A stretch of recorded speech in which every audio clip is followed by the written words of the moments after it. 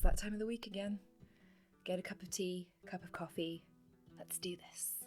I want to take you on a journey with me. First of all, I want you to think about the fantasy world that you love the most. It could be anything at all. The thing that has stuck with you throughout all these years, whether you're on the younger side, whether you're older. Has there been a fantasy world that's really just gripped your imagination? And then the second part of that question, in the comments down below, tell me what it is about that fantasy world that makes you love it so much. What about it has stuck with you this whole time and keeps you coming back to it? The reason I ask is because lately I've been thinking a lot about world building and what makes a great world. Now, I used to do this a lot when I was a kid. I used to watch something that I really loved or read a book that I really loved and then go away, open up my notebook and write these fantastical stories about different worlds, make my own languages, although it was a very simple sort of like symbol to letter language, but I thought I was really cool when I made them up. And it got me thinking about why I love world building so much, and specifically creating fantasy worlds, fantasy races, languages, that kind of thing. And the answer came to me pretty quickly. If you've been following my shorts this week, or any of my content really, but mostly the shorts that I've been putting out this week, you'll see it's a lot of Tolkien stuff. And by far and away, the most influential fantasy writer, fantasy world that has been with me for many, many years, and frankly is probably the reason that this channel exists, is Tolkien and Middle-earth. So now, I want to ask myself the same question that I just asked you. What is it about Tolkien and Middle-earth and all of that stuff, Lord of the Rings, The Hobbit, that makes it so captivating? I'm trying to think how old I was when The Fellowship of the Ring came out. Hold on a second, I'll probably cut out my thinking about it and counting on my fingers. I was 13, 14, either way, early teens, and that point in life where you are absorbing media, you're quite impressionable, and it's the time of life, I think, where the stuff you consume and that you're surrounded by influences you for the rest of your life. So I read the books and I painted this picture in my mind. I know there are some bits of the books that are a little bit of a slog, but I enjoyed it. I just kind of took my time in those days, read it all. And then I watched the movie as soon as it came out, and that was it. From that point on, I was obsessed. And I think maybe at the time I didn't really understand why. But now, having grown up and it's been a few years, and I can assess, I suppose, why that might be, I have a few thoughts, and I had a big imagination back then anyway, and that definitely has something to do with it. So why is it so captivating? Let's have a quick rundown and see what we can find out.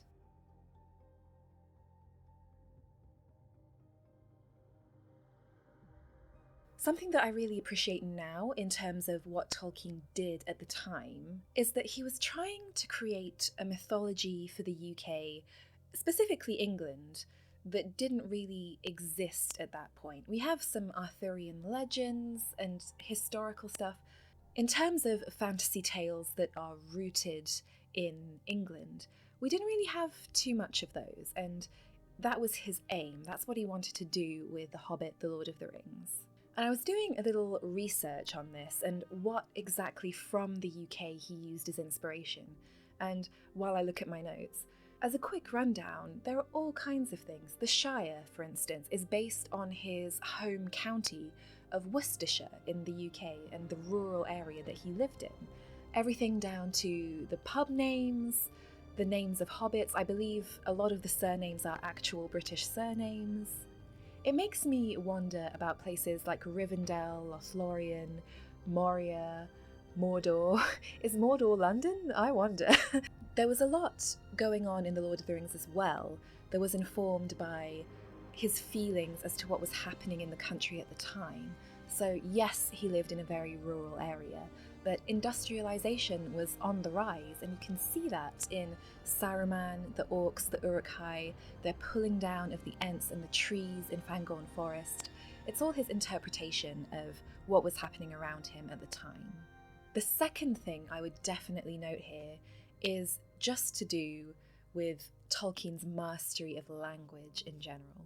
He dedicated his entire life to making this world and reading the descriptions in the books.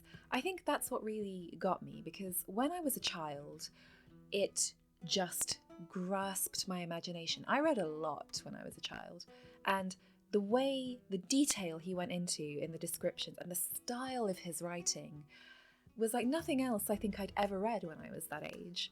And it made me want to write like that. And I think that has a lot to do with it.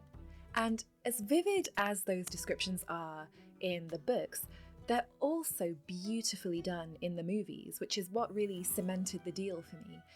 It's like they plucked what I was thinking and just dropped it into a movie, and it was perfect as it was. So, yes. What's next on the list? Let's see. Fantasy races. Now, this is another thing that I really love.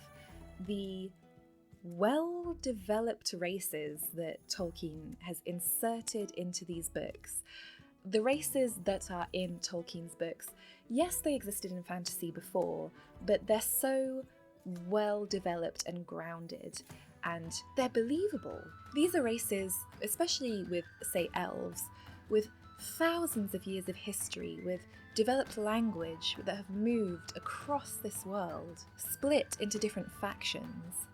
I believe the Elvish language is based on Welsh. Someone correct me if I'm wrong, but they're so ethereal, and of course, I really wanted to be an elf when I was younger as well. But in reality, now that I'm grown up, I hate that word, but grown up, wouldn't it be awesome to be a hobbit?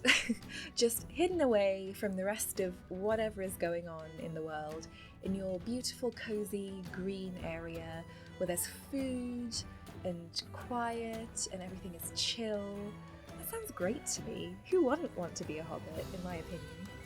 I mean, even the dwarves. Dwarves are great. They're sturdy, they're hearty.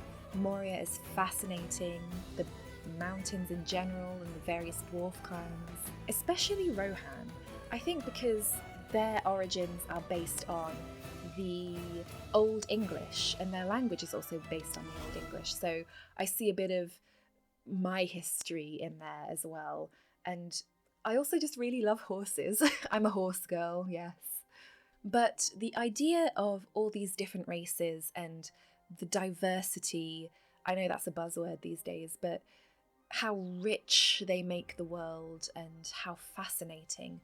Kind of leading on from that, the Fellowship itself, which I know is very specific to Lord of the Rings, but the Fellowship itself really struck a chord in my heart. It's the idea of individuals from all of these different races and parts of the earth coming together for one singular purpose, to save the world, basically. And they all have their relationships and their really strong bonds, which I love.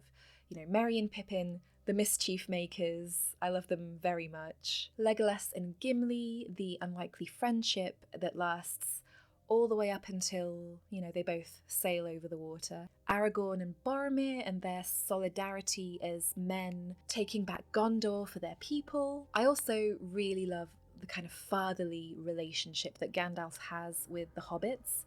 And of course, when you talk about the Fellowship, you can't do that without mentioning Frodo and Sam.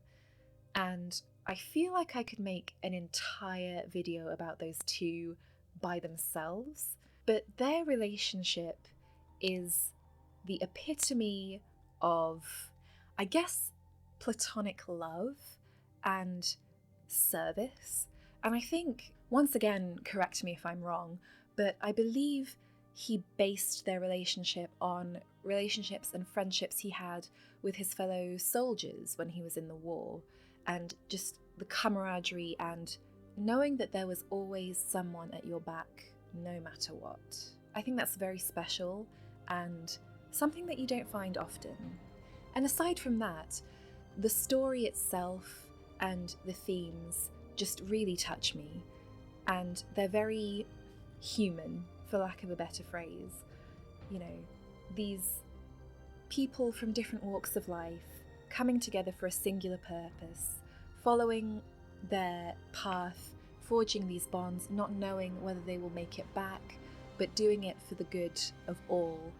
And that's really something to take to the heart, I think, and something that resonates with anyone, no matter where they're from, and probably why Tolkien's books have continued to inspire and draw so much love over the years.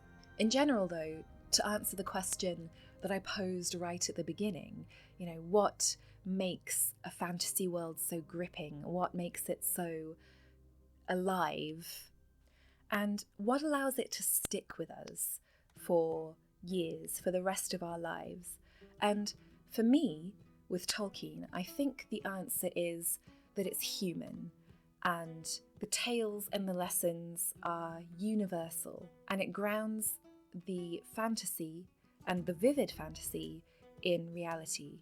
There are lessons in there and inspirations in there that we can just take on into our daily lives, no matter who we are, and I really love that. Fantasy grounded in reality and the human experience, and the idea of being a hero.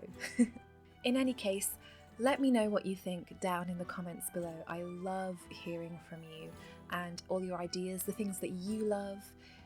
In the meantime, please like this video if you enjoyed it, leave a comment, subscribe if you haven't already, it means the world to me, and I will see you in the next video. Bye.